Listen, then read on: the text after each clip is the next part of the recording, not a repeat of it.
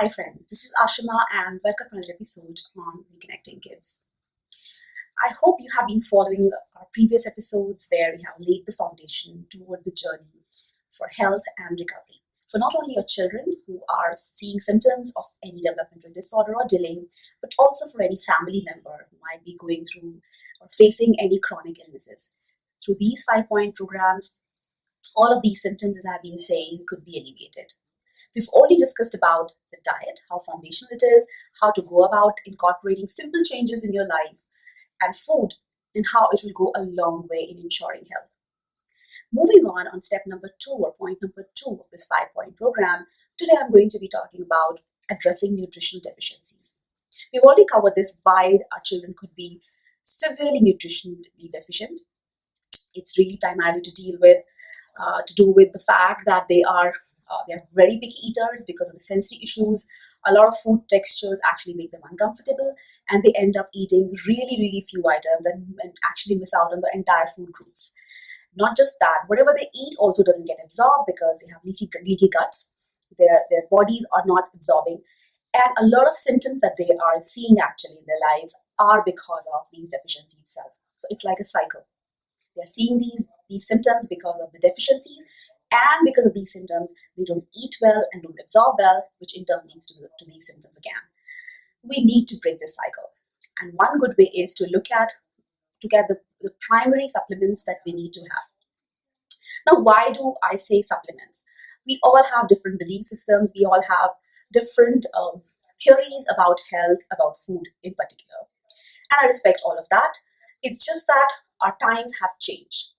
The nutrition that we used to get in from food, that scenario is no longer applicable to us, especially to our children.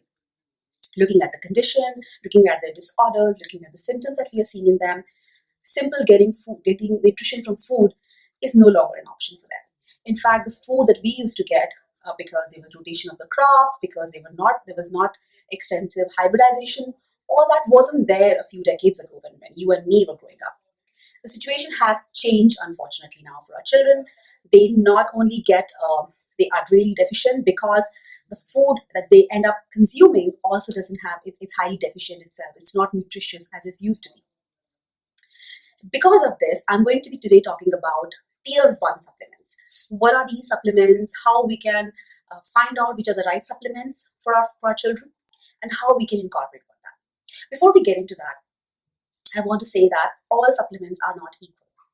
I really am not about popping pills towards health and recovery. No, it's not as simple as that. The whole idea for doing these small videos with you is to really educate you, because as I said, you as a parent need to be a partner towards your child's health. As I said, all supplements are not equal, and the reason is the bioavailability of these supplements. What do I mean by bioavailability is that what is the rate of absorption? If the supplements that we're putting, these expensive supplements that we're putting in our bodies are really going to go down the toilet route, then it's not really helping anybody. Some of the supplements, the way they are, their compounds are, their bioavailability or absorption actually in our body increases. And in other cases where it doesn't happen, the supplements doesn't get absorbed in our body and we end up staying deficient. That is what I'm going to be talking about. What are the key tier 1, the basic supplements that you could look at for your child or speak to your doctor about, and which supplements those need to be, how closely they need to be, something natural that your body will be able to absorb completely. Let's start. First and foremost, I'm going to talk about vitamin A.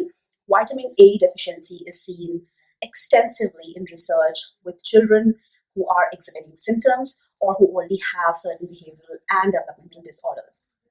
Vitamin A deficiency is also linked heavily with the eye stimming or the sensory processing disorder related to the eyes, where the children develop a peripheral vision, where they start seeing from the corner of their eyes, and so on and so forth. In fact, in my own experience working with a lot of children and families, I have seen that correcting these deficiency has actually yielded maximum gains. Vitamin A is not a water-soluble vitamin, and it doesn't just, the excess vitamin A that can be toxic for our bodies, because unlike other vitamins, it just doesn't go out of the body naturally or easily. That is why we need to be really careful that The source from which we're getting vitamin A is more natural and it is more bioavailable so that it gets absorbed in our body easily. One such source is one excellent source of vitamin A is cod liver oil. Cod is a form of fish, and cod liver oil is an excellent source of vitamin A, especially with regards to some of the symptoms that you're seeing for sensory processing disorder. It just not only corrects that, but it also boosts immunity. It also improves the cognitive function in our children, and the benefits are just amazing. As I said, in my own experience, I've seen it with children that the benefit that they see from cod liver oil are just simply amazing.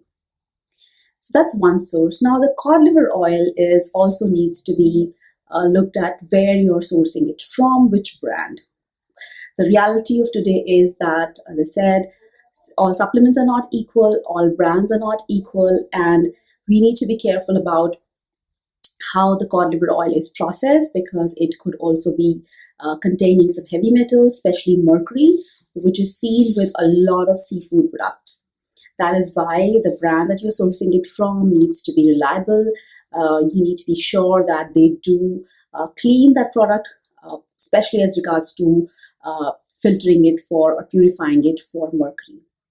I will be sharing a list of brands that you could look at which are reliable, which I also recommend, and a lot of families have been using it successfully over the years. Let's move on.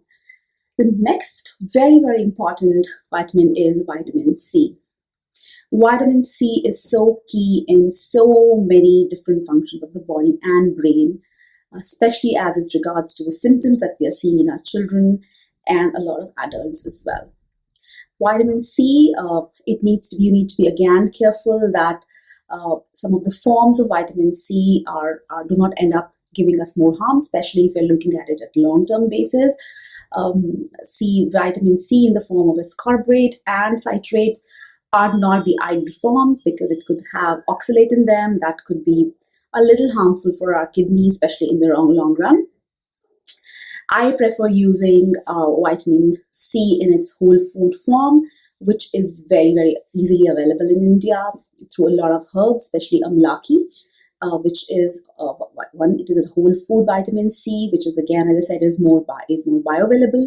It gets absorbed in our body much easily and without causing a lot of side effects and other issues that could be in with long-term use. You could have a look at amlaki from a lot of reliable brands. I will be leaving a link of some of the brands that I trust, and you could have a look at that. The next important supplement that you could look at is omegas. Cod liver oil also has certain DHA in it. You could also look at omega-3 in particular, which is good.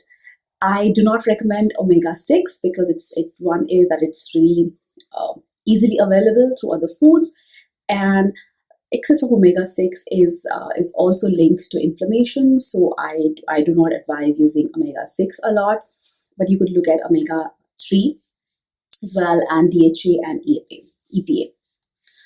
The next very important mineral actually is magnesium. Magnesium has so many benefits where, when it comes to really our children.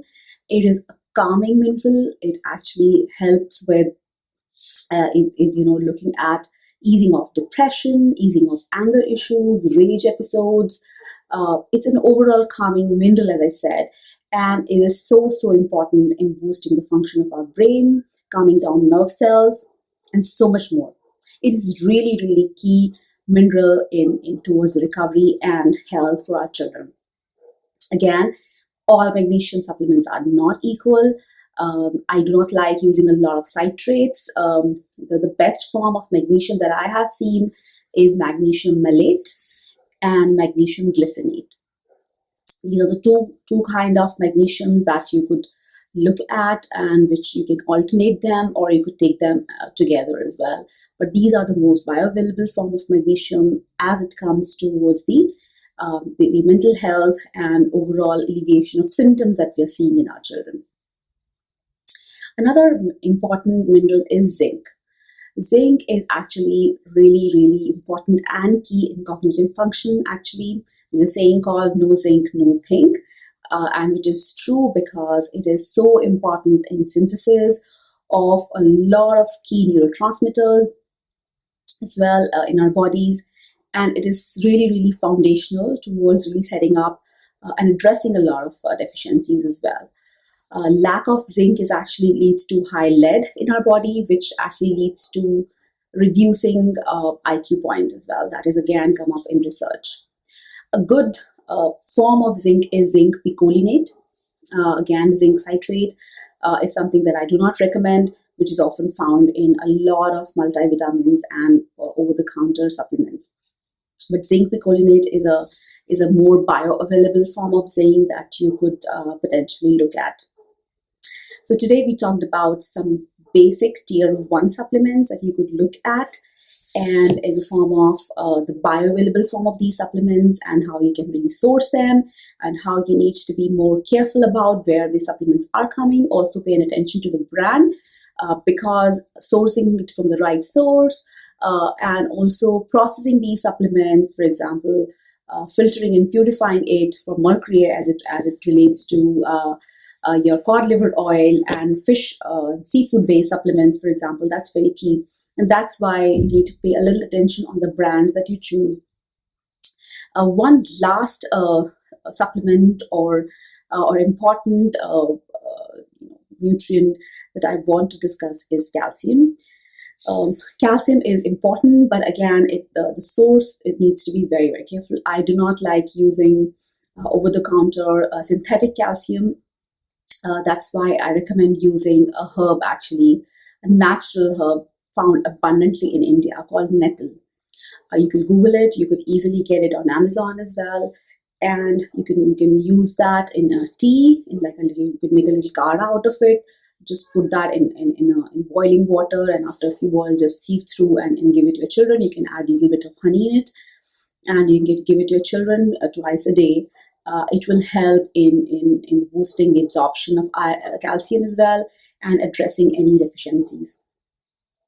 I hope you found today's episode to be informative.